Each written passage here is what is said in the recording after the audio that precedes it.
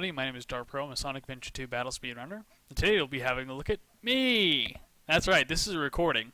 So I'm just going to let it play and we're going to show off what we're looking at. This is a variant of the Green Forest Wallrun that's used in the TAS, and it was actually prototyped for single segment by a scientist named Ira, very smart Japanese runner scientist. And yeah, so what you just saw is the TASrun. Technically it's Ira's method. The TAS actually uses a different float, and it has speed shoes. The speed shoes don't actually change anything, though. I've tested that, and as fun as it is, it's not actually any different. So we're going to do this in kind of slow motion because it happens really fast, and I want to talk about some of the parts of this trick. This is a trick that is awesome. I love it because you actually take control of the Green Forest Wallrun going up the tree, and you can save yourself 2 seconds if you know what you're doing. And it's fantastic for people who are just like, you know what? This Green Forest Wallrun thing is pretty cool, but I think I need it to be faster, and I want it to be harder, because it's both of those things. It is appreciably faster, and it is more challenging. But if you're a good runner, and you're looking for ways to improve your Green Forest times, this is a good option. It is challenging, it is not impossible, and it's certainly not out of the realm of good players to be able to do consistently. I'm using this in runs. I frankly like it. I think it's every bit as consistent as any other Green Forest Wallrun if you know what you're doing. So let's have a chat about this from the start. Rewind the tapes. So this starts out exactly the same. No difference here. I'm going to pause it when we go flying towards the tree. So you'll notice something interesting here, and that is this Wallrun is not fantastic. It's okay. And the reason is you don't want an amazing Wallrun and you don't want a crap Wallrun. If you land up here on the top right, which is usually a really good Wallrun, this won't work. If you try to charge a spin dash, it'll just fail. I've been looking for ways to make it work, haven't found any yet, maybe someday. If you can find a way to spin dash up the tree from here, talk to me, because you might have found a way to save some more seconds. If you end up low and left, which is down here, you'll end up on a different panel. They sort of get divided right there and right there. So you want to land on this center panel here, which is usually what you get for most Wallruns. If you land farther left and down, you can actually still spin dash. So technically you could do this. But 1, you lose time because you have to run up more tree. And 2, the camera will kill you. I guess I should have mentioned that second part first. The camera will kill you. It does this weird rotation, and Sonic just decides to go for an adventure off to the right, and yeah. The key here is once you hit the tree, you want to go as vertically up as possible without going actually vertical. If you run straight up the tree, Sonic will detach. Game over right there. So you need to run as close to vertical as possible with as little right as you can, but just enough that you're not going perfectly vertical. So that's why I'm ending up here. I'm actually steering Sonic a little bit left. I have all this panel to work with. I actually want him to land as far left as I can, because I'm going to want to have as much area to go right as I can, because once I get around to about this panel, the tree is going to stop being solid. And so I'm going to want to be as high up the tree as I can before that happens, because if you're trying to run on something that's not solid, you're going to do a whole lot less living. It's not a lot of fun. So let's see what happens here. I'm going to hit the tree, and I'm going to charge a spin dash. There we go. So this is important. The fact that you can charge a spin dash was pretty much the key to this and why it can be so much faster. Spin dashes are much faster than running, and yeah, spin dashing good. So what you're going to notice is I'm going to be holding a little bit left here, but I'm going to try to spin dash straight up this tree. Here's the vertex right here. I'm right next to it, which is a really good position to be in because it gives me as much of the tree to run right as I need to go high enough. So the real crux here as I go up the tree is that the camera's going to rotate to the right. So I'm going to need to continuously adjust my control stick angle as the camera shifts to stay as vertical with a little tiny bit of right as possible, because that's going to make my life easy once I get to the top of where I need to be. So if you're not prepared for that sweep, eventually what it's going to be is just a muscle memory slow sweep to the right. And you're going to have to kind of accelerate, because as you go farther right, the camera's going to want to accelerate on you and take you even farther right, and you need to counteract that carefully.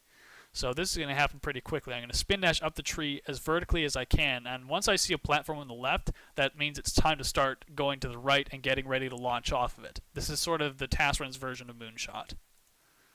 So here we go. I'm running right. You can see I've crossed a panel here and a panel there. So, yeah. When you do the spin dash, cancel it immediately, because for some reason Sonic likes to cross these panels this direction while he's not spin dashing. You actually get better luck crossing certain panels while you're spin dashing for some reason, and you can even go vertical for a little bit while spin dashing.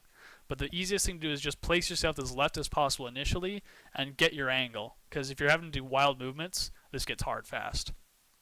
So this platform right here, this is what I want to see. This tells me, okay, get ready to launch. You're going to need to go. Here's another important thing. You can barely see it, but there's going to be a vertex come right here. This panel is now all I have left to work with to go to the right before the tree becomes non-solid and I fall off. So I have to come probably about 10 Sonics up the tree still before I can get a good launch. So what I'm going to do is I'm going to come up and I'm going to curve right. And if I can be going horizontal when I jump off the tree, and that's all it is a jump, that's the best. If you jump when you're still going up, you're going to lose time and lose distance, and you want both of those things. You could technically go down, however, jumping while aiming down is likely to take you towards where the water is, and the water is death. So you could do that, but I don't recommend it.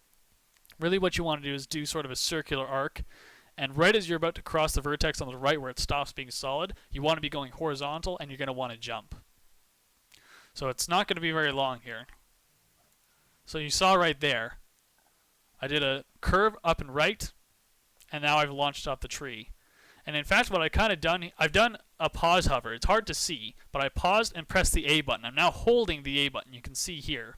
And I'm navigating to the back and to the right. There's an invisible wall right here. It's the same one you have to dodge when you're doing any other bungee skip or moonshot.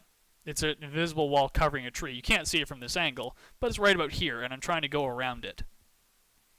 So you can actually delay your pause hover a bit longer, and you'll even get better distance than this one did. So this isn't a fantastic task run by any means.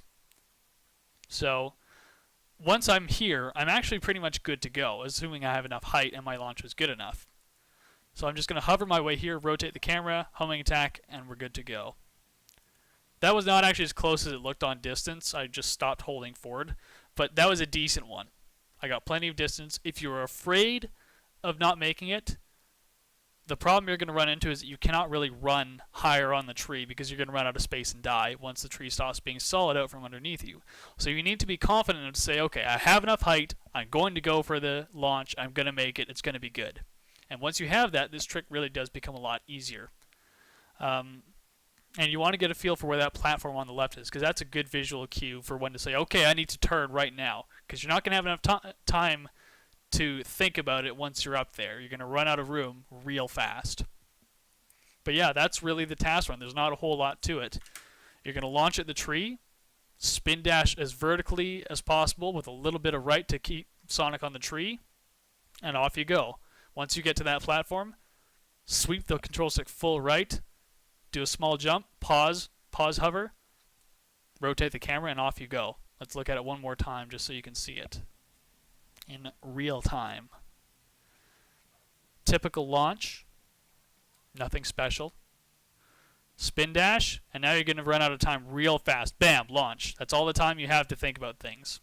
And then you're there.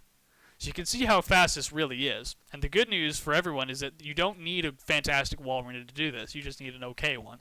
And that's one of the really handy things. If you're saying to yourself, okay, I can't get these really awesome high-right wall runs. They're too tough. They're too problematic for my runs. You can do this without having to get these super amazing wall runs or launches off the loop speed. You just need an okay one. And this will save 2 seconds over even the best wall run just going straight to the top with Moonshot. So that's why this is a really good trick. The biggest key is getting the sweep up and right as the camera rotates around on the tree. If you can do that, you're good to go. That's the part that sets the really skilled runners apart from the people who are, not quite as skilled yet. That's what's going to save you the time, and that's why I think this is such a fantastic trick. It takes people who want to learn and get better at this particular trick and rewards them for adding more skill into it, and I think that's fantastic. So yeah, that's a relatively basic tutorial for this fairly challenging trick, but I think fairly rewarding as well. So yeah, give it a shot, have fun. Thank you for watching.